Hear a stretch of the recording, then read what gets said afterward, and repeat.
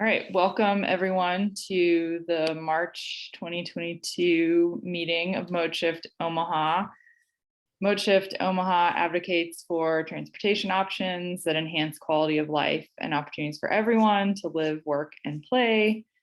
And we're really excited to have a guest tonight from University of Nebraska Medical Center, or UNMC, to talk about their Travel Smart program, which I think helps get people out of single occupancy vehicles on their way to work.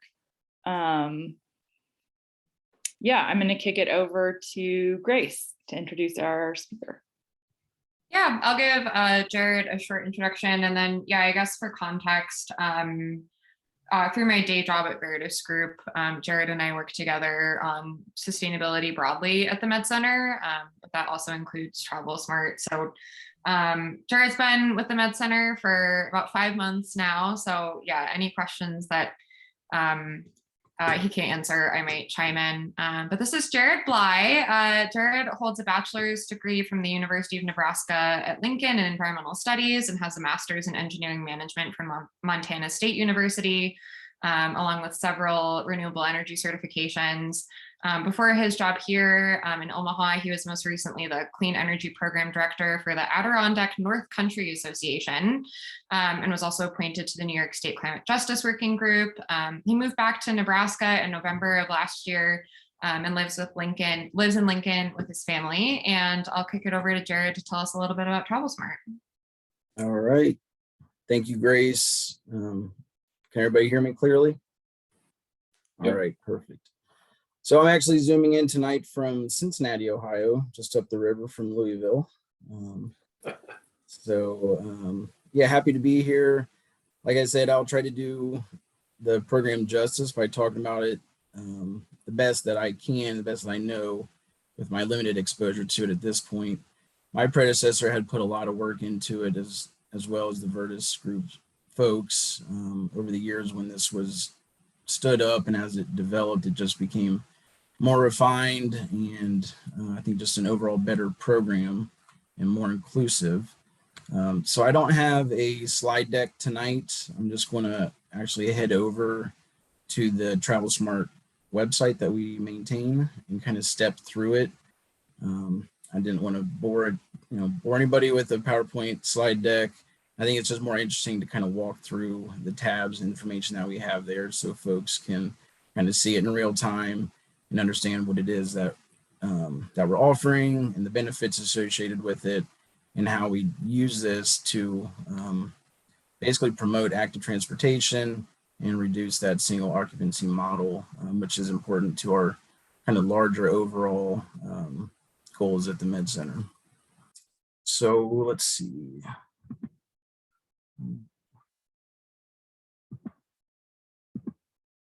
All right. Can everybody see that? Perfect. Yeah, looks good. All right. So there's four main elements of the Travel Smart program. We have our Carpool program, the bus riding program, the walk and bike portion of it, and the carpooling piece of it. So overall, kind of speaking generally, who can participate in Travel Smart? It's all colleagues, faculty, and student that are affiliated with the Med Center. So if you break that down to its constituent organizations, it's UNMC, Nebraska Medicine, and Clarkson College. And this, again, it's primarily folks that are on the 42nd and Dewey location. So we have some other satellite campuses and clinics, but this program is specifically targeted toward kind of our flagship institution there at 42nd and Dewey. What is Travel Smart? Well, it promotes active transportation, as I mentioned, but it includes biking, carpooling, the bus, and walking, right? Those are the four main tenets of it. So I don't want to just read from the page here, but I'm going to jump up. I apologize if I'm scrolling quickly, but I want to jump into some of the tabs here that we have. I'm going to start with the carpool option. Each week, I process all of the new registrants from that week. And I would say by far the majority of folks that I process each week are taking advantage of the carpool option and the bus riding option. The carpool piece of the program is kind of nice because if folks are looking for partners or other carpoolers, they, you could probably find your own group, but there is also the option to use this Metro Rideshare. And this, you log in here, you create an account, they link you up with other folks who, based on certain parameters, are a good fit or a good match for you. And this is unique to UNMC, Nebraska Medicine, and Clarkson College employees and students, so faculty, staff, students. So you're not going to be matched with folks from kind of outside organizations or other businesses. So you have a like-minded destination. You could have different schedules, but the way the program works is it, based on your inputs, it tries to match you with the best available fit. Now you're not, you don't have to participate with whoever you're matched up with, but a lot of times it would work out, and be beneficial for everybody involved, but you're not really beholden to that. So some of the perks associated with the carpooling aspect of this, and they're not unique to just the carpooling, they kind of span the other elements of the program as well. But you get a free ride home. So let's say somebody chooses to participate in the carpooling and you come into campus with, one other person, 2 or 3 other people, and you have to go home to, a sick child, or you have some other emergency and your vehicle is not there, you can call up this number and they will send a vehicle out to get you and take you to whatever location you need to be at. I think early on, there may have been some abuse of this, but we've worked through those bugs and I think it's pretty solid now. I send a list to this organization each week it's an updated list. So it's real time, as much as it can be, I guess. And you get on that list and they should be able to provide you with that particular service. You can get a free shared carpool pass. So you can maintain your current parking pass for up to 90 days or 3 months, which is, an option if you want to try it out. It doesn't work for you, it just doesn't fit the logistics of your lifestyle, or your behavior, schedule, whatever the case is. You can, go back to parking services on campus and they will reinstate your current parking pass, and you have up to 3 months to do that as well. But if everyone in the group chooses to cancel their parking permit, you can take advantage of this daily flexible parking rate. So it's $3 a day, and you have 5 different lots here. I think I got a map somewhere further down, but they're pretty spread out throughout campus. If anybody on this call is a UNMC employee and is thinking about taking advantage of this program, one thing to keep in mind is that if everybody in your carpooling group chooses to forfeit or cancel their parking permit and you go to this using the daily flexible rate or the carpool pass that you would get as a group, the first person to sign up under the Travel Smart program, whatever lot they are currently assigned, and that's based on kind of rank, availability, how long you've been with the organization, that is the default parking lot in which the carpool group would be able to park into. So if you know a group of folks and you want to create a group and take advantage of this piece and sign up for it, it might behoove you to think about, I guess your general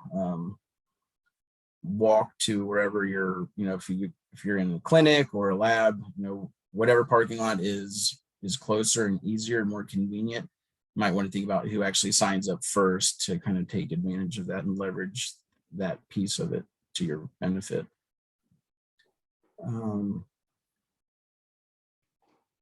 Yeah, so I won't dwell on the map too much, but they're spread out enough so that I think people can get pretty much anywhere on campus from one of those lots if you take advantage of the flexible rate. I'll jump up to the bus piece here.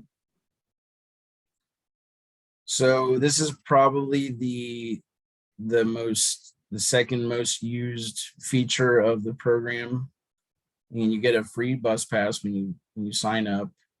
You don't actually have to carry a bus pass. It's tied to your ID badge, so you can swipe your badge and you get a free ride. That's, a lot of people on campus who are kind of in the service industry use this particular feature of the program. I don't have any data to back it up, but anecdotally, I know that it has been very beneficial to a lot of folks who have used it, and they enjoy the kind of the availability that it gives them to travel to and from campus. Now, there are some concerns around safety, but we have been working with Metro to work through those and to just be cognizant of them and to take steps to mitigate that as much as possible.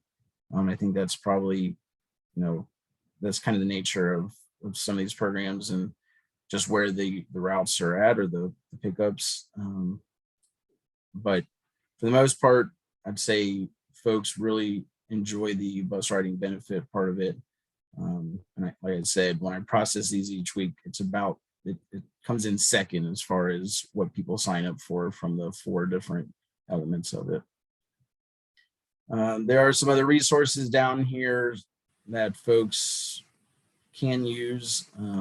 Since I've been here, I've had a few people who have registered for the program ask how they could plan a trip or ask me to do it. I usually point them down here to these resources where they can, try to navigate it themselves if they simply can't do it. I have reached out to folks at Virtus early on, and they have helped with it as well. But there are some nice additional resources that are up to date and maintained here on the website.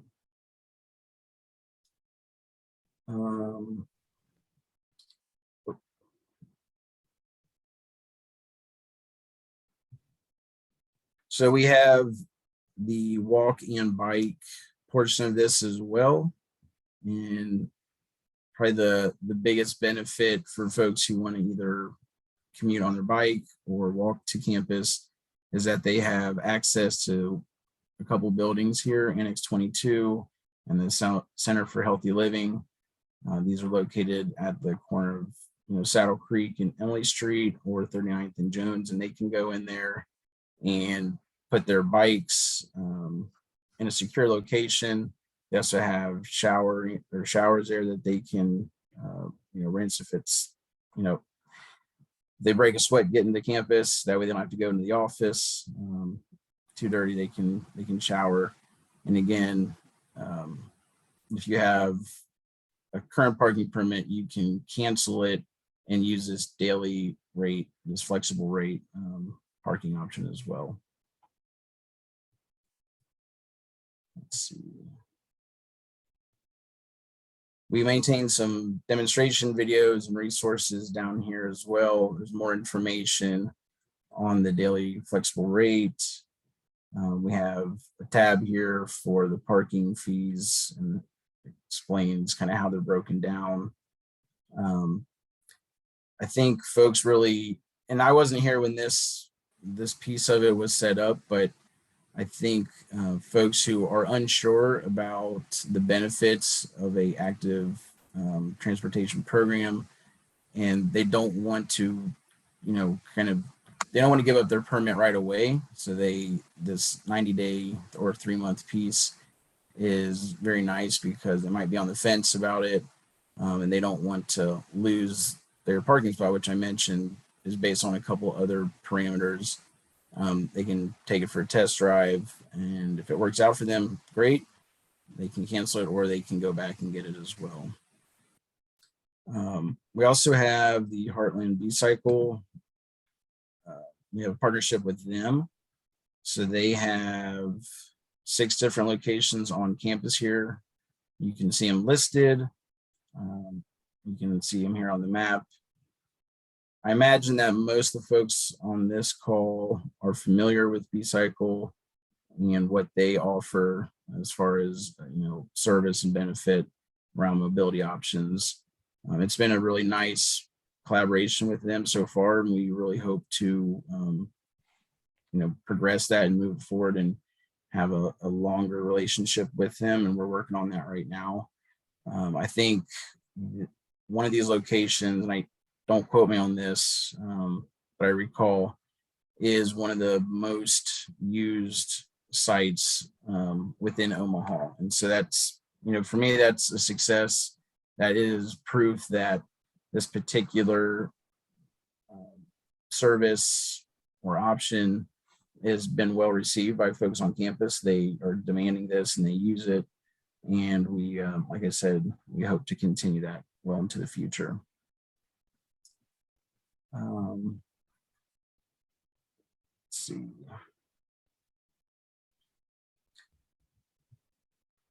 I'd say that's pretty much it. Like I said, I'm fairly new to the institution, but what I have seen just from registering folks and kind of reporting out each week is that it fluctuates for sure. We get a lot of new employees that do their orientation, and we provide a couple of slides during orientation. They learn about it. They may have questions. They can reach out, or it might be enough information for them, and they register. And I process them, and we get them into the system, and they're able to take advantage of it, within a few days. So it's a pretty quick turnaround for them. As you would imagine with any type of program, there's a few hiccups here and there, but I would say overall, the vast majority of people who are program participants really enjoy the program and the benefits that it offers. Not everybody participates in all of it. They pick and choose, what works for them. And I'm sure they try out, one piece of it. And if it doesn't fit the bill, they can look into other options. But I really have not heard anything negative at all about the program. And so I think that's a testament to my predecessor who, developed and built this and designed this program along with the folks at Virtus and the work that they've put into it. And, looking forward, what we're trying to do now is just, get a grasp on what has worked and how we can just continually improve and build on what we've already done. And we have some ideas and some things in the works. But it's, in my opinion, it's crucial to get feedback from folks who use this and who may or may not see an issue or a problem with it. We're constantly assessing and trying to figure out a better way to run it or how to improve it or to make it more efficient or just easier for folks. And, that kind of feedback, the people who are closest to those issues and those problems can provide the solutions. And so I try to maintain an open policy. If folks want to provide input, I'm more than willing to hear it and try to integrate it into the existing program that we have. But again, it's been great. And I don't know, I'm curious if anybody has questions now, or Grace, I think there may have been some questions associated with this. Yeah, can I add one thing, Jerrod? Yeah, actually, you can jump in at any time since you've been working with it quite a bit. Do you mind stopping your screen share and I'll just share the dashboard kind of summary? Yeah, I always just like to pull up this overview here of really the impact that this has had on campus. So the program started in 2015, and it started when the Med Center was exploring building a multi-million-dollar parking garage that they didn't really have space or funds for at the time. And this was offered as an alternative to building that parking garage. And staff at the Med Center were not super confident that this would work out as a way to divert those cars from campus. But when we baselined the percentage of folks getting to work in ways other than driving alone in a car in 2015, about 13% of trips were made by that mode. And right before the pandemic in December of 2019, when we resurveyed, that had almost doubled to 24% of trips being made by commute modes other than driving alone in a car. So it's definitely within Omaha that I'm aware of the most successful active commuting, incentive program to reduce single occupancy vehicle trips. I think our team has actually just been looking at some Metro data that they sent over, and before the pandemic, 400 staff members a day were using the free bus pass program to get to work. Right now, that's at a little less than 100 per day, with so many folks still working from home at the Med Center. So, as the pandemic hopefully, allows for people to go back into the office, we hope to see that number of folks taking the bus ramping up. But like Jerrod said, the Carpool program has been really popular, and Travel Smart has, been really a model for other organizations that we've worked with here in town in order to get programs that help folks get to work in ways other than driving alone in a car.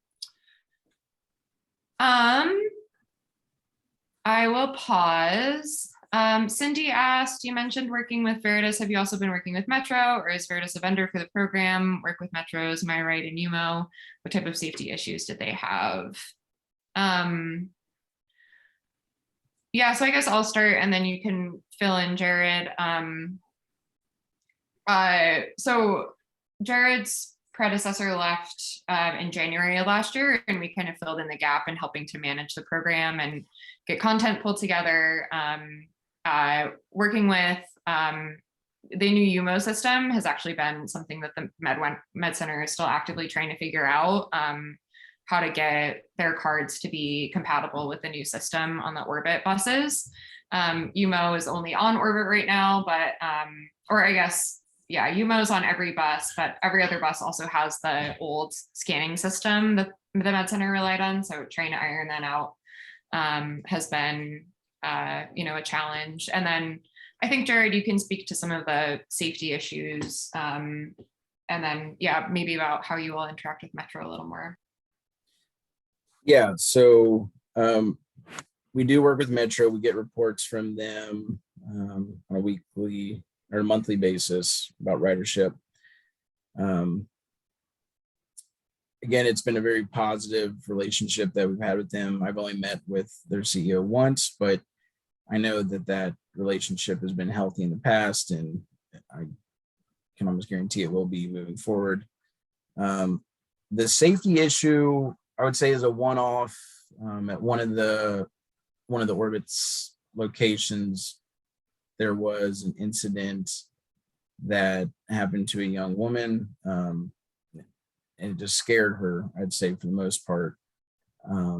But we worked with campus safety. We worked with folks at Metro to figure out what we can do in the future moving forward to try to mitigate that as much as possible and make sure that people are safe and secure.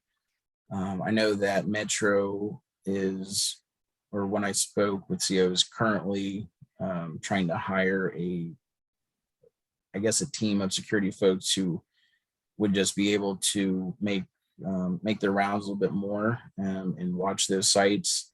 They have trained drivers who are trained to be aware of those types of situations and can stop and just provide a presence to folks if they notice that they may feel uncomfortable in a certain situation. There are cameras on the Orbit stations, and I believe on the buses as well. So that's an extra layer of security. So they have definitely taken, positive steps to reduce this as much as possible. But like I said, when people are involved and human nature is involved, sometimes these things happen. But folks are serious about trying to reduce it as much as possible and keep riders as safe as possible.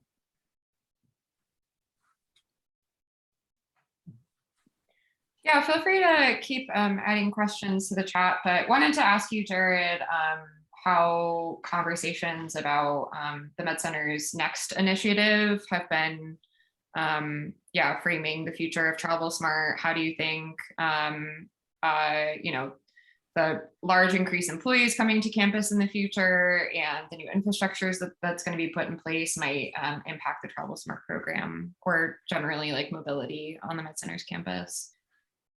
Yeah, I don't want to speak specifically to Project Next because I don't know too much about it at this point, but I can say generally as the campus, as the organization grows, and the fact that,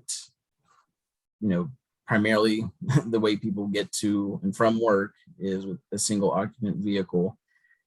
We're currently looking and constantly looking at ways to reduce those rides and those vehicle miles traveled. And so what does that translate to and what does that mean? Well, it means a more robust Travel Smart program and new ways to think about the problem and provide solutions to it. And whether that is increasing one portion of it through incentives or adding new elements to it that are more bespoke. I don't know exactly what that looks like yet, but it is something that is, pervasive in our conversations and how we can continually improve and try to reduce those vehicle miles traveled and associated emissions with it to not only meet our mode split goal, but also our GHG goals. If, when we kind of expand out to those, we'll expand out to that goal, I guess. So it will change, it will grow and evolve like any program as input and feedback come in from folks, just as behaviors change and models change and evolve. These things, programs like this have to evolve with it. And so I would just say, look for those changes. We'll try to communicate them as effectively and efficiently as we can so that folks know how to take advantage of the benefits of the program and the new elements, or, if we retire some parts of it, right, we have to be able to clearly communicate that to folks so that they're not stranded and that they understand the value and benefit of it. Because from what I've seen so far, there really is value and benefit to the program. It's one of the more, if not the most, probably well-known and used sustainability programs that we have on campus now. Initiatives. Yeah, that's helpful. A couple questions in the chat. Angie asked, what have you found to be the factors that have motivated people to join and stay in the program? I'll speak to that a little bit, and then I'm interested, Jerrod, in hearing your thoughts. I think the more we can communicate about the program to staff, the more folks are, interested in trying it out. There was a time that, we weren't even in new employee or student orientation, and really framing Travel Smart as a part of the suite of options to get to work alongside parking has been really effective and helpful, I think. And then I think also, just having a staff person at the Med Center's campus that can help with, answering questions, like putting together, what a route might look like. Those have all been really beneficial. And we put together the, I think, 60-day grace period where you can get your parking pass back, so that people, would feel like they could really try the program in full earnest. And really make a go at it and see if it would work for them. So those three things, I think, have really motivated folks. So what do you think, Jerrod? Yeah, I would say communicating it, letting folks know that it's, a real option and it's an option that works. It's not just something that's conceptually out there. And then having users, sell it to each other.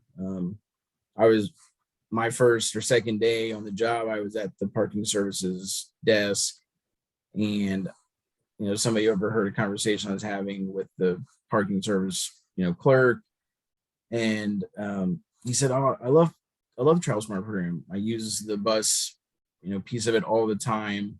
And those are really the biggest advocates out there. They're talking to each other about the benefit and value of it, and they're the ones who are going to sell it to their colleagues.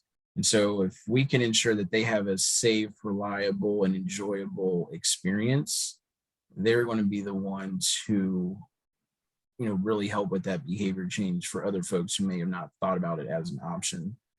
And so ensuring that the customer service piece of it is as impeccable as it can be, that I'm like responsive and reactive to folks, getting them the information that they need is, very important to me. Because if somebody has a bad experience, most likely they're going to tell somebody about it. If you have a really good experience, that's what you expect. You're not really going to talk it up unless you get into a conversation about that particular program for whatever reason. So I try to keep the negativity or the negative, pieces of it down as much as possible and just promote the true value of the program. And by doing that, the word gets out and people are more willing to adopt it as a different option for mobility and commuting. I'd say probably the other piece that I've heard the most about is, some folks just simply cannot afford a monthly pass, right? A monthly parking pass. Right? Parking pass. Yeah, right. So for them, the bus option is very important and provides them a way to get to and from work and work-related meetings for free.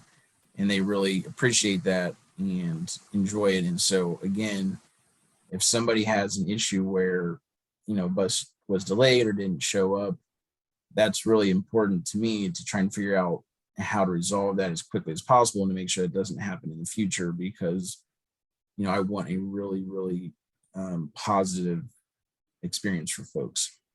Yeah, I'll add to that. I think that's a huge recruitment and retention benefit for the Med Center, right? There aren't that many places necessarily in Omaha that, folks are encouraged to get to work without owning a car. So I think that's a big benefit to recruiting staff at the Med Center as well. Tobin asked, is the free bus pass tied to weekday trips only, or is it unlimited ridership? Second question is referring to carpooling. Is there a quote best parking lot that could be devoted to carpoolers? Good question. So the bus pass, because Med Center employees come to work 7 days a week, it's not tied to a specific weekday.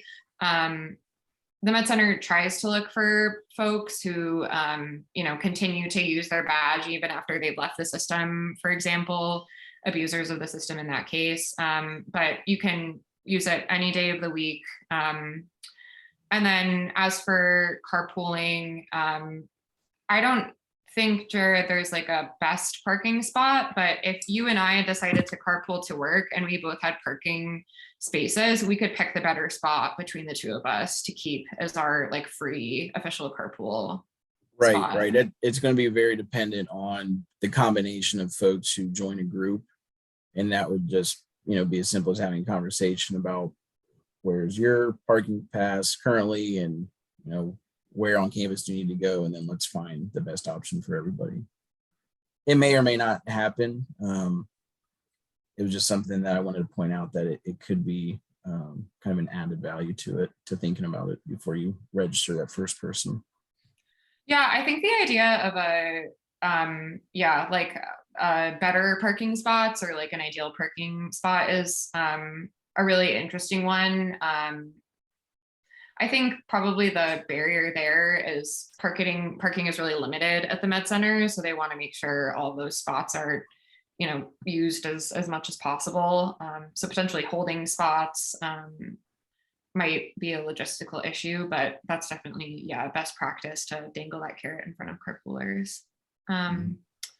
Brandon asked, why not provide a transit pass to all students, faculty, and staff automatically instead of making them actively request one? Is this something you discussed when creating the program? I think this is a great point. I think Yeah, this is something that has definitely come up at the Med Center. And honestly, when the program was created, we just more wanted line of sight and communication with folks who were taking transit so that we could have like an email list in case there was a change in bus route. We could directly email folks that had, registered to take the bus and get in contact with them more quickly. Yeah, in the hopes of, potentially also being able to point them to other resources too, like the emergency ride home resources available on the website. That's kind of fed through the registration process of Travel Smart, I guess. So that's another, potential point of control. What are your thoughts about just offering transit passes to everyone, Jerrod? So yeah, you're talking about just an opt-out versus opt-in.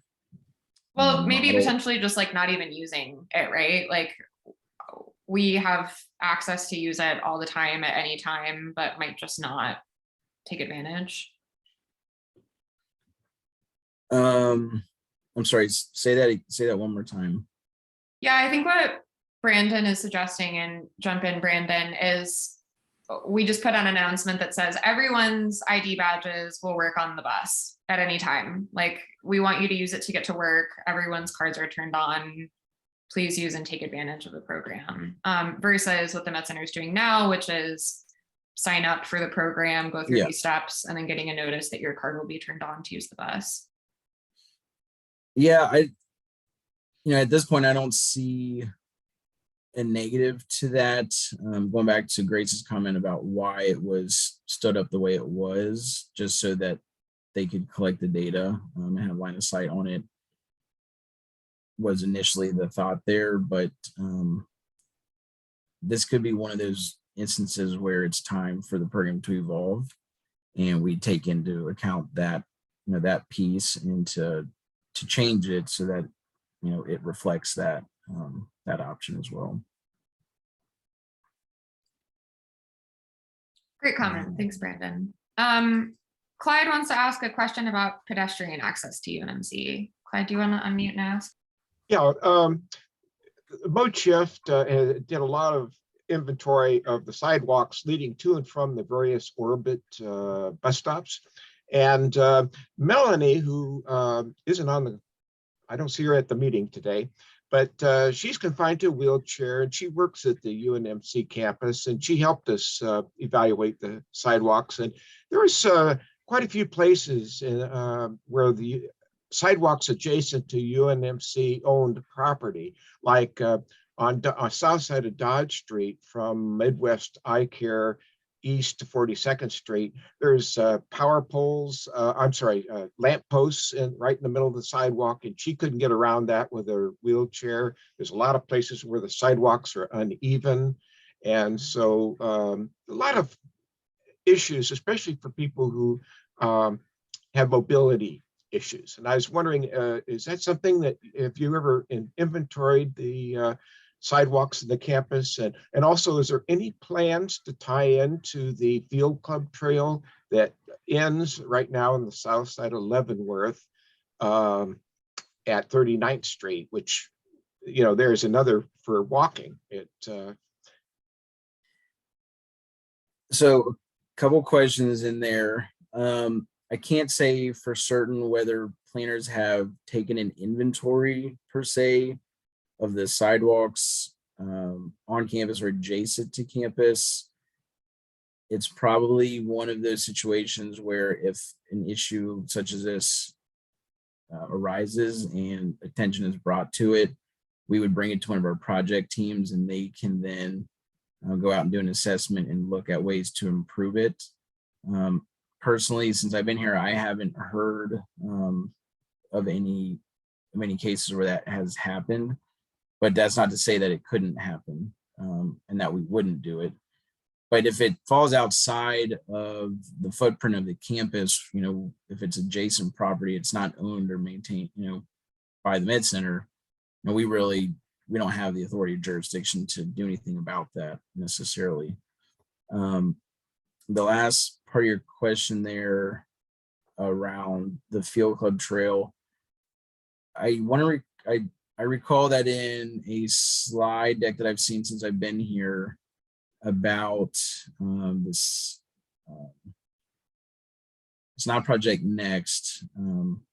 It's one of our other projects, that there might be a pedestrian overpass that would go over Leavenworth at 39th, but I think that's just in the planning at this point. I don't know if that's crystallized or not. I would say not, because these things, these projects change and develop pretty rapidly. But I do recall seeing a slide there for folks to be able to get over Leavenworth safely. Thanks for the question. Thanks, Clyde. Liz asked, this seems like a really well-designed program. Are there ways that other cities support and encourage programs like this? Also, is there data on cost of participants in the program versus cost of a parking spot per year? Yeah, I have a lot. I have a lot to say about this. I'm gonna Google this really quickly. There was a study in 2014 that showed the cost of a parking spot per month, whether it was a surface parking spot or a garage spot, that basically showed on average in Omaha over the cost of a parking space's lifetime per month, a single parking stall can cost between like $100 and $200. It's on page 48 right here. Or just posted on the website. So let me show this here. Yeah, so for surface parking, the cost per stall is $73 on the lower end and $163 on the upper end. And then for a parking garage over the course of its lifetime per stall per month, it's about $119 versus $224 for garage parking. Where a transit pass, unlimited per month is about $55 a month. If you're paying per ride, that might be a little bit different.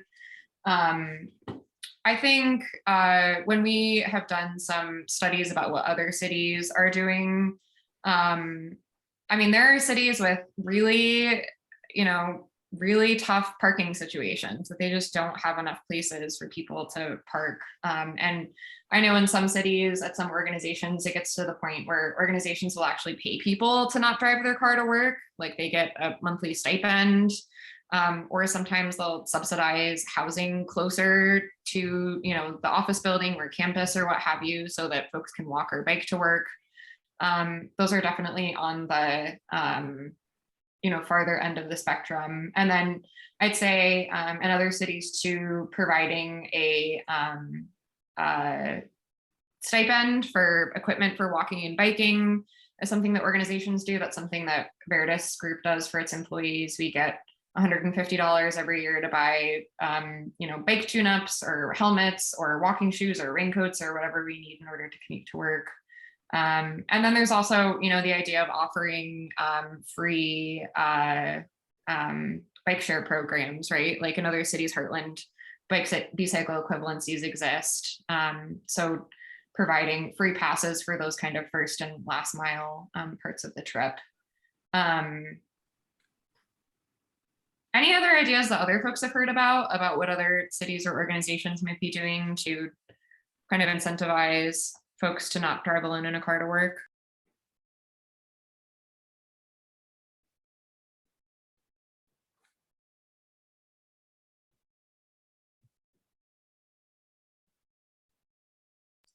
Clyde asked, how well is the UNMC campus equipped with bicycle parking? Do you want to take that one, Jerrod? Yeah, so we have some covered parking in Annex 22 in the Center for Healthy Living. That's also where the showers are located at. There are bike racks throughout campus, but we're looking at other places, new places to put them, and even install some secure like bike pods, essentially, where you would be able to roll your bike in there and not have to go into a door or have access necessarily into the building, but we'd be able to store it outside, for inclement weather and security reasons. So that's something we're looking at right now, and the kind of things that come down to expenditures like that, getting approval and whatnot, are in the works, but that's part of where we see the program developing as well. I want to chime in here. I actually rode my bike to a doctor's appointment on Emily Street. And I went into the parking garage and I asked the parking attendant, where are the bike racks? And he said he didn't know. And so one thing that would be really helpful is to know where bike racks are. And actually, there's bike racks in the parking garage right next to, I don't know, I think it's level 1, level 2, one of those. And then there's also bike parking just right across the street in a covered spot. And it may be for doctors parking, but I parked my bike there once as well. Just kind of looking around and trying to find, where parking was. So it's always helpful to kind of know where those parking spots are.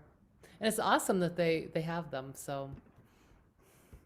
Yes, Cindy, I appreciate that feedback. That's exactly the kind of thing that I'm, hoping to get from people and hear from folks. And that goes back to the communication piece. Again, we have to work on getting the word out there, making sure folks are educated and aware of, about these different elements and how they can help folks who need it find that location. So yeah, that kind of stuff, I love to hear it. That tells me that there's definitely work to be done still.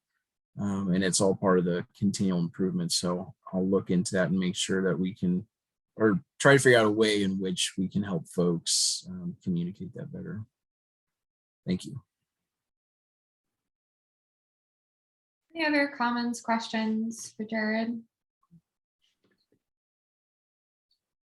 One thing I didn't mention is that we have 2 level 2 charging stations on campus now. So we have 4 plugs, and they're through ChargePoint, and I use them each time I actually live in Lincoln, and I drive a hybrid to work about once or twice a week, and I utilize those charging stations, every day that I'm there. The way we have them set up now is, the rate structure is it incentivizes you to get out of there after about 4 hours. So for the first 4 hours, it's 50 cents an hour, and then it kicks up to $3 per hour. And for me, that's right around 10 kilowatts. And that gives me a full charge on my particular battery. But I just wanted folks to know that they are there. And these are just the level 2. So if you have an EV or a hybrid, you can utilize it on campus. There's 4 plugs. Oh yeah, I even put an article in the chat about Portland's transportation demand management strategy. And I wanted to mention that is a huge lever, obviously everywhere, but at the Med Center is the cost of parking, and charging for parking is a huge incentive and reason for people to try to not have a parking pass, right? Because of the pandemic and just the huge, nursing and healthcare shortage, we're experiencing with workers here locally. The Med Center, I think it's Nebraska Medicine, the hospital portion stopped charging for parking passes for employees. So, if we're thinking about levers and pulleys for folks to pick one or the other, that's obviously more of an incentive to drive than to use the Travel Smart program. So it'll be interesting to see, if the Med Center can continue to recruit healthcare workers while charging for parking in the future, or it kind of remains to be seen what that will look like moving forward. But that's definitely a huge impact for other organizations that we work with at Veridus Group. Is if you're not charging for parking, there's not a huge really incentive for folks without, dangling more carrots in front of them, I guess, to say. Good point, Grace.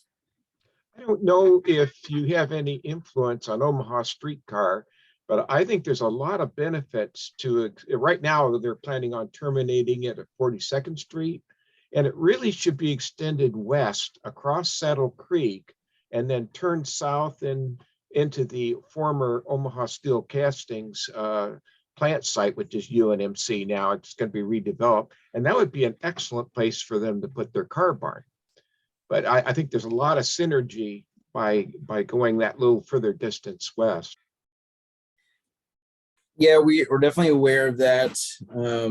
The planning group, I think, would have more say in how that would actually develop and how that would interface with the city, but they're definitely aware, and we've been talking about it, and I think it's just yet to remain to see what actually comes of that. But I'm sure there'll be a point where you are getting feedback or looking for feedback from folks and how they can improve the way that we would interface with the city on projects like that.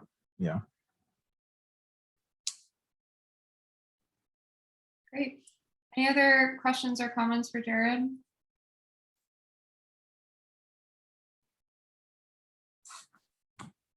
Well, I hope I was able to answer your questions. I appreciate being invited.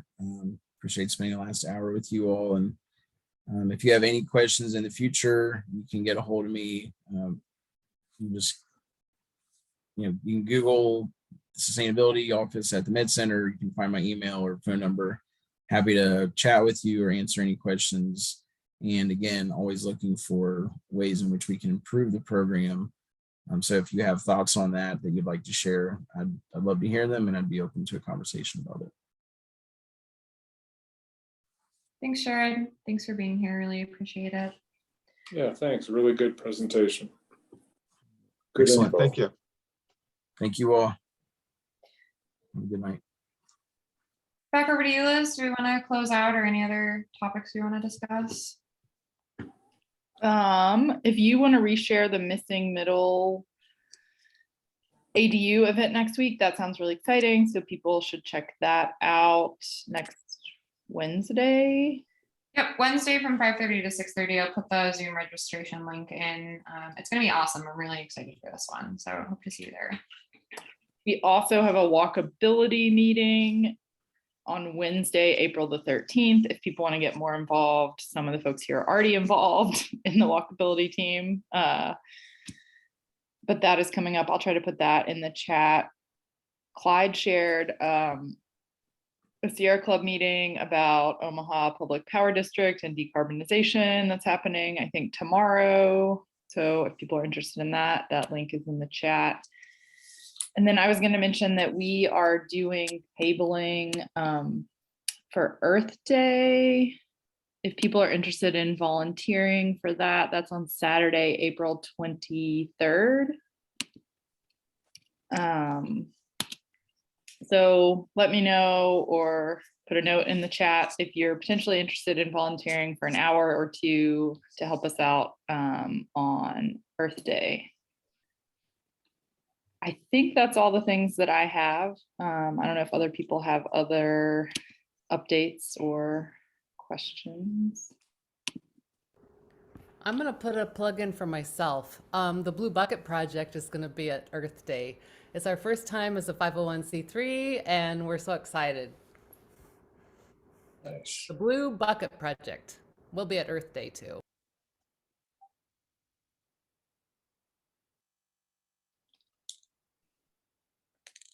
And for folks who don't know, the Blue Bucket Project does a lot of amazing work to clean up bus stops and lots of other areas in Omaha and makes them, nicer places to be, which I think is better for walkability and people riding the bus and things like that. And I might add that Sierra Club is a co-sponsor of Earth Day Omaha, and we'll have an EV electric vehicle display in the southwest parking lot, including bikes. I don't know if Bill Moore is going to bring any scooters or not, but at least there'll be some electric bikes there.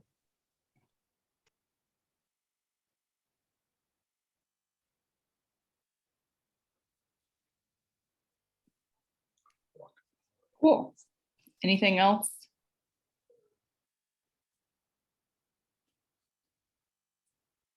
Okay. Well, thanks everybody. Thanks a lot. Maybe we already lost our speaker, but it was really great to hear about that program at UNMC. you know, that program started in 2015, which I think is great, but like where I went to college, there was a program that existed over 20 years ago. So I think, you know, Omaha is doing it, but we're a little behind the times. So it would be great to see a lot more employers, you know, have programs like that. So I guess it's good for all of us to know and share and get the word out there.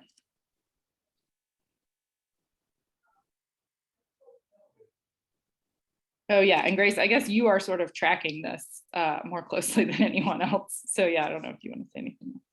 Yeah, I think that these are like one of the most low-hanging fruit that any company can do to make an impact on its emissions. And also it's like a huge equity issue, I think. Obviously, that's something that, you know, MoChip cares about a lot. I don't think Creighton has a program. Does Creighton? Ryan, you're here. You want to address that? Ryan? Yep. Sorry, can you repeat that? Does Creighton have an active commuting program? They do not. I have been trying to point that out. They're losing a lot of parking right now because of construction. Nuclear submarine doesn't have any nuclear. And so the I offered them like the streetlight data showing that, you know, more than half of trips are within 2 miles, but so far it's been slow getting traction. But I think we're at a good juncture to show them that it's a viable path.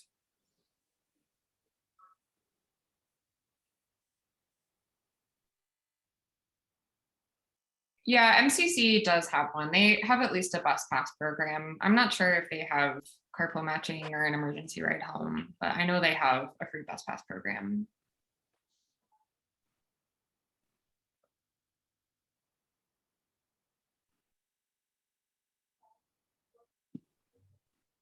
Okay, I think we can close out then. We're good. Yeah, thanks everybody.